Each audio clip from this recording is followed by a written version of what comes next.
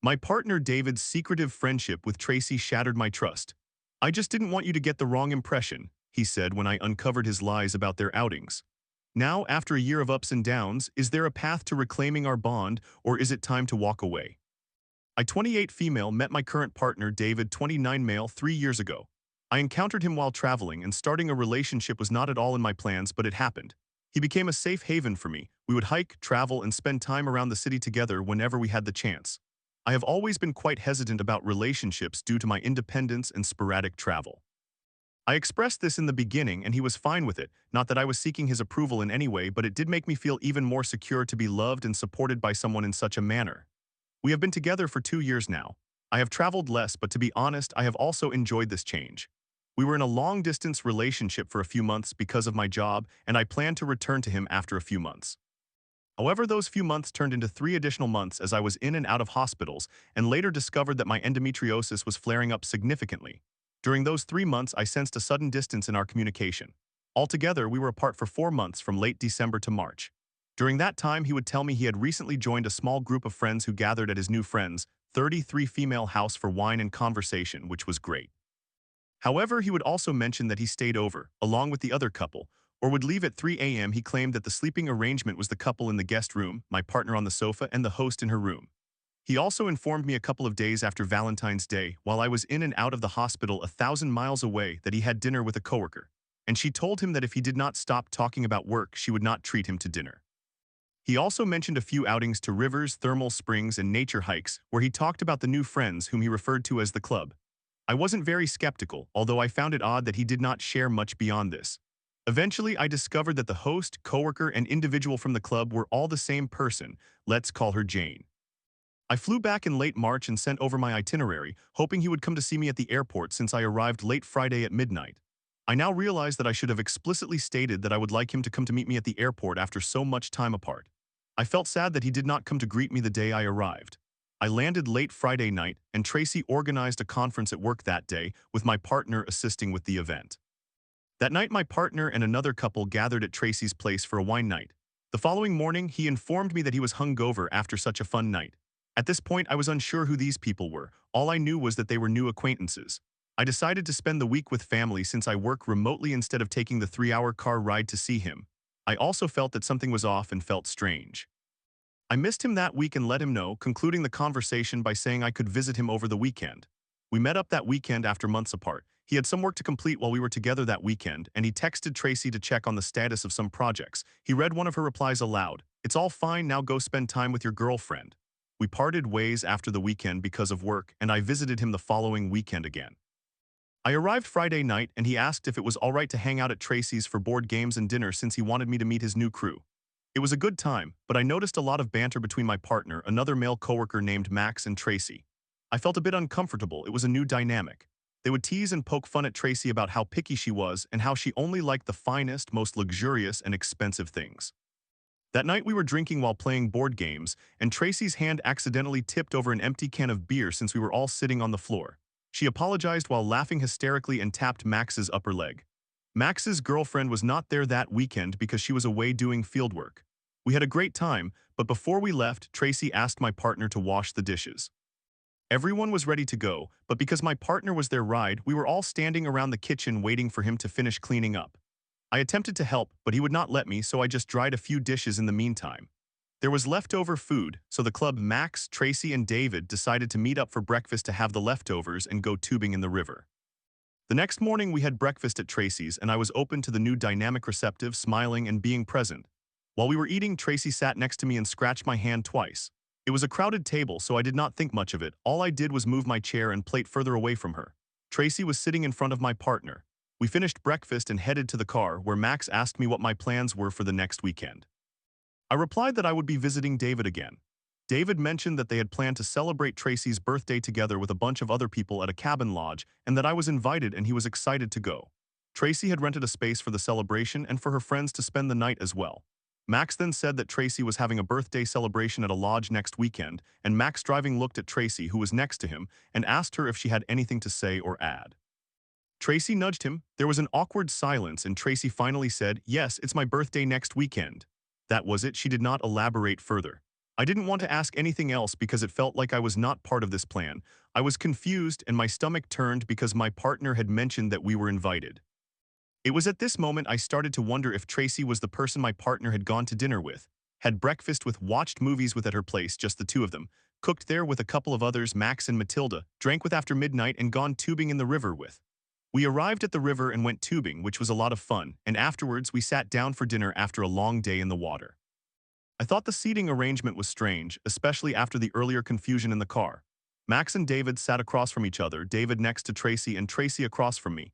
It felt awkward and the banter continued. They both teased Tracy about how much she travels and said this dinner was probably too humble for her. I started to feel extremely exhausted and like I was interrupting this trio. On the way back, she told David to play his music and she sang aloud the entire ride. We dropped her off and then David took us both home. I was completely drained and trying to process the day. We went to sleep. I had to drive back to the city for work and we planned to see each other over the weekend. By Wednesday night, I was feeling awful with a fever and cold.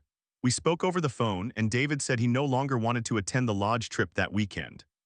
He vaguely mentioned feeling bothered by something someone had said but did not elaborate on what it was or who said it. I expressed that I was feeling very sick and that it would be nice to just stay in with him. I suggested he could visit me this time if he was no longer going to the lodge. I also remarked that it seemed strange for him not to want to go when he had seemed so excited about the trip earlier. Thursday came and I could barely talk, so I suggested it might not be the best idea for us to see each other, as I didn't want him to catch my illness. However, I noted that I selfishly wanted to cuddle all weekend, no pressure, just jokingly.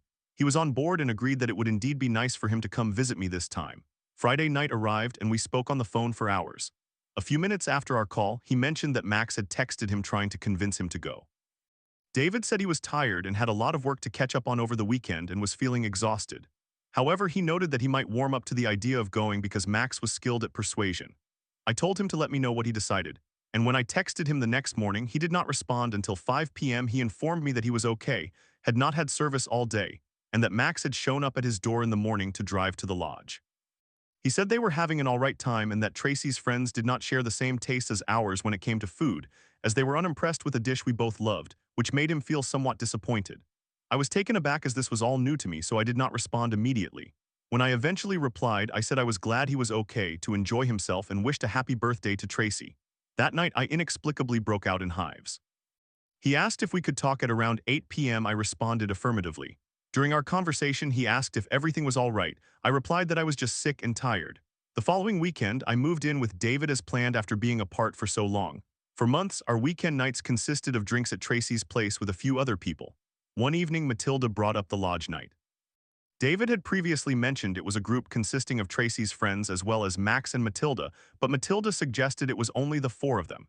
She noted that David was responsible for the music and for filling the hot tub with a lot of soap. She said this because she found it amusing that David was taking so long to practically disinfect the tub. The night we spoke, David had a headache. It must have been due to being in the heat for such a long time. That night, I chose not to delve deeper into the subject or ask more questions, but I felt uneasy. I trust that the truth will eventually come to light without my interference. We then moved into a larger place together, David and I, and he was very eager to have his friends over. We had not entirely settled in yet, and he asked if it was all right to have Max, Matilda, Tracy, and a couple of Tracy's friends over for dinner at our still dusty and not completely equipped but homely place. I felt it was rushed and suggested it might be better to wait a few days until we were settled, but it seemed everyone was available that weekend, so he preferred sooner rather than later. They came over and Tracy brought dessert. We told everyone to keep their shoes on because the floor was still dusty. Everyone kept their shoes on except for Tracy, and when it was time to leave, she made a fuss that her feet were dirty and then looked at me. She washed the dishes that night with her friend after we told her not to worry, and the next morning a piece of our blender was missing, so we could not use it for months until another friend ultimately provided a replacement a couple of months later. Time passed, and one weekend, David and I decided to tend to the garden all day. That evening, Tracy asked if we wanted to have dinner together. We agreed and picked her up. She was all dressed up. We sat down to eat and David and Tracy discussed work while I listened. Another one of Tracy's friends arrived that evening to join us for dinner, which relieved me, but Tracy and David continued to talk, just the two of them, primarily about work. I cannot recall what my partner said, but Tracy kept touching his arm and nudging him while smiling. At one point, Tracy pushed David while laughing, and her friend admonished her to stop because it appeared that I was uncomfortable. I laughed and shrugged my shoulders, even though I could feel my cheeks getting hot. She continued to be very touchy with David throughout the night. She mentioned that she was feeling under the weather and then suggested we go somewhere else for drinks. I stated that I was tired and would not be drinking, but I could join. David agreed to go. We went to a bar where she ordered water. I ordered water. David got a beer and her friend did as well. It felt strange. I felt out of place and uncomfortable. I went to the restroom a few times and David checked if everything was all right. I replied that it was. She sat across from me and David was at the farthest end of the table. I asked Tracy if she wanted me to accompany her to the nearby pharmacy a block away so she could get medicine for whatever she claimed might be an allergic reaction. She refused, saying it was fine. As we were driving her home, I was at the wheel, and she then asked if we could stop by the pharmacy for some pills. Everything was closed at that hour, and the closest pharmacy was 15 minutes away, which remained open 24 hours. We arrived at the pharmacy, and she did not have enough money for the pills, so she asked her friend. While her friend searched for change, David began rummaging through his wallet. Her friend did not find enough change. David was also short on cash, so I handed David some money, which he passed to her while she was outside the car and while he remained next to me. I noticed he intended to open the door to give her the money, but the exchange occurred quickly enough that he just handed it over. She accepted the money but did not say thank you. The ride back was quiet. Once we dropped her off and returned home, I expressed to David how I was feeling. He said it was merely a joke and that Tracy's touchiness did not bother him. I inquired about the lodge and how Matilda had implied earlier that it was only the four of them. He said he was sorry and that the truth was indeed that it was just the four of them. He mentioned that he did not want me to misunderstand, so he told a white lie. He explained that Max and Matilda slept in the same bed, he slept in a single bed in the same room, and Tracy stayed in the nicer room since she was the birthday girl. I told him that I understood but that there was no need to lie. I would have been fine knowing the truth. Now that I know he lied, my trust and confidence in our relationship feel compromised. The irony is painful. I ponder about the person who invited him to dinner under the condition that he did not discuss work, the person he watched a movie with and claimed it was Tracy, as well as the breakfast they shared when I was away. He was on his phone, so I assumed he was messaging Tracy and I asked if she was feeling any better. He seemed glued to his phone. "Oh, I'm not sure, I haven't spoken with her," he replied. The next morning, I mentioned that I was thinking of visiting my parents for a few days because the day we were gardening, my mom called to tell me she was in and out of hospitals. I spent all morning looking at transportation options and found a trip, sharing my plans with him. He said he was sad to see me go but understood and hoped my mother was okay. He drove me to the airport, and we had dinner with friends who actually respect our relationship, which made me feel much better. What a difference. I spent 5 days with my mom and she was doing much better. Back home, David informed me that one of Tracy's friends passed away. He asked if it made me uncomfortable for him to accompany them to the memorial and funeral. I told him he was free to do as he wished, and I hoped that both of us acted in a way that nurtured our relationship rather than harmed it. It hurt that he reached out to ask me what he should do when the answer was simple: whatever you want, as long as the people and actions you engage in do not threaten or harm our relationship. A year passed and the relationship felt healthy, but every time Tracy was mentioned, I could not help but feel sad, leading me to distance myself for a day. I explained that it was not intentional, and this was all very new for me, and I was trying to navigate it as best I could. He replied that he wanted to know how to handle things to make it easier for me. I found his response a bit challenging because it felt like I was asking for more and that he did not understand how to manage relationships. While this is my first relationship and I do not have a playbook, I cannot imagine myself doing the things he does. I acknowledge that people are not perfect, and I do not expect them to be. However, I am starting to wonder if this is a cyclical behavior or if I am not moving past it or if it is a complicated mix of both. A year went by and it is recently her birthday again. My family is visiting my grandmother for her birthday in a town 5 hours away from where we live. We spend the weekend with my family and it is wonderful. I am able to work remotely, so I plan to spend time with my family until Wednesday night while David must return to work on Monday. He leaves Monday morning, and that evening he sends me a screenshot of a message from one of Tracy's friends informing him that it is Tracy's birthday and that we are invited to dinner at a restaurant. The message is from early morning. We had been talking throughout the day, and he sends me the screenshot a couple of hours before dinner.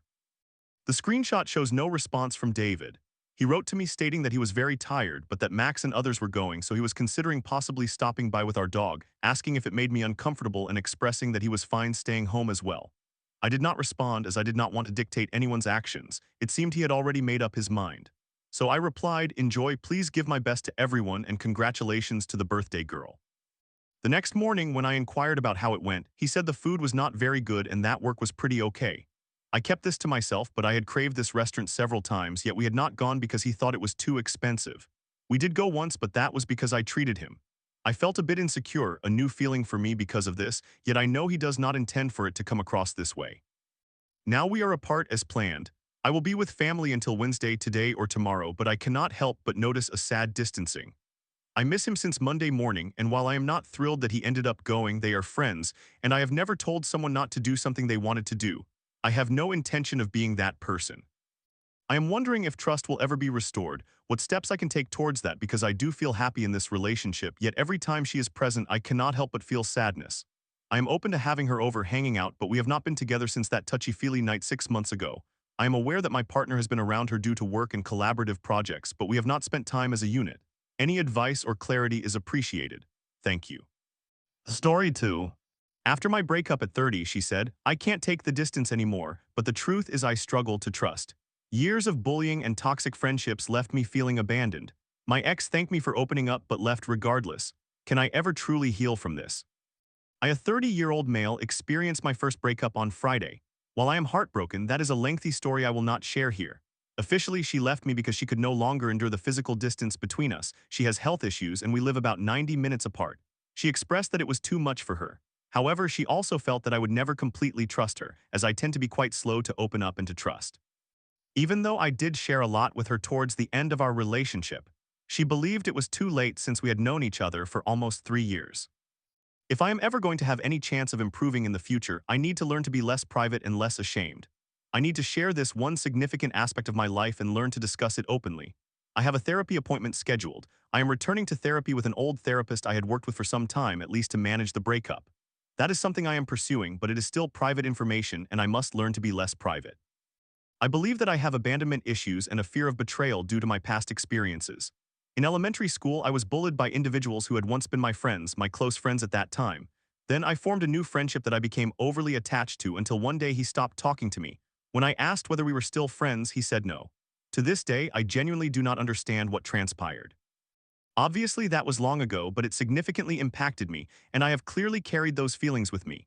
This occurred after most of my other closest friends had moved away during my childhood, except for one with whom I remain friends to this day. I was homeschooled for 2 years because of the bullying but returned to public high school, where I was rather antisocial, though I managed well enough academically. Naturally, I retreated online during my homeschooling years and remained there. This is where I begin to feel shame, because everything that I am about to write seems so trivial and meaningless in hindsight, yet it genuinely affected me. It is hard for me to discuss this with people in real life because it feels so ridiculous to me. I joined a group in a massively multiplayer online game I played around 2009. In early 2011, some of us created a Minecraft server. That server developed into a lore server where we wrote stories and created maps. I hosted the server from my personal computer, and as a result, I acted as though I was the obvious leader, insisting that my decisions were final. As we added more and more people, many voices contributed different creative ideas, which led me to constantly argue with certain individuals over creative differences. I was unwilling to compromise on issues that did not matter and should not have been treated with such rigidity. I was in my freshman year of college when everything fell apart in 2013. I was old enough to know better. In 2013, I became involved in another significant conflict. I was so protective of the server and the Skype group we had that I decided I was finished with everyone. I kicked all of them out of the Skype group and banned them from the server. I calmed down and regained some sense of perspective the following day, sort of, and invited everyone back. Back then, you could force add people to Skype groups, but I watched as each one of them expressed their frustration and left. That was the angriest I have ever felt in my life, witnessing them abandon me. I deserved it. I was behaving very toxic at that time. However, it truly hurt, and that memory has stuck with me. I have only recently been able to verbally acknowledge that I forgive myself for my actions during that period, and I am still uncertain if I genuinely believe it. I continued to maintain contact with most of that group through another mutual server, but I was still toxic toward them at that time. Instead, I made new friends in another online group I had joined. I felt quite accomplished then. I did not have to be alone. I had found new, better friends according to my toxic thoughts at the time. However, when one of the individuals in that group distanced himself just a little, the status quo I had come to rely on over the past few months shattered and I broke down. I sank into a deep depression. Until my recent breakup, that was the last time I cried. The year 2014 was undoubtedly my year of depression. During this time, I opened up to some of my newer friends and recognized how poorly I had treated my old friends, making genuine efforts to reconcile. Opening up to these new friends was a mistake, particularly concerning one individual. I confided in him about things I had never previously shared with anyone else, although I presented watered-down versions of my experiences. My judgment was not entirely sound. Towards the end of 2014, I began to recover and realized that the new group I was associating with was also somewhat toxic. They spent considerable time complaining about certain individuals, both sober and intoxicated. I became weary of this atmosphere and expressed my feelings to them, indicating that the group's negativity was affecting me. However, the individual to whom I had confided took issue with my perspective, and we entered into a disagreement via direct messages. Eventually, I understood that it was futile to continue the discussion, so I closed my laptop and walked away. I suppose he had a problem with that because upon my return, I discovered that he had launched an awful and aggressive tirade against me in our group chat, violating the trust I had placed in him and repeatedly declaring that he wished I would die simply because I had walked away from an argument. Everything settled down after that incident. The Minecraft server resumed, but we continued to have disagreements. Eventually, I had one last falling out with my closest friend in that group, leading to the end of our close friendship. This conflict partially revolved around creative differences, but not entirely. I wanted to keep politics out of our group chat to maintain harmony among our members, as we had diverse opinions, and I aimed to avoid the significant conflicts I knew were imminent. For her, however, politics were a matter of life and death for her and her family, and she could not disregard those issues.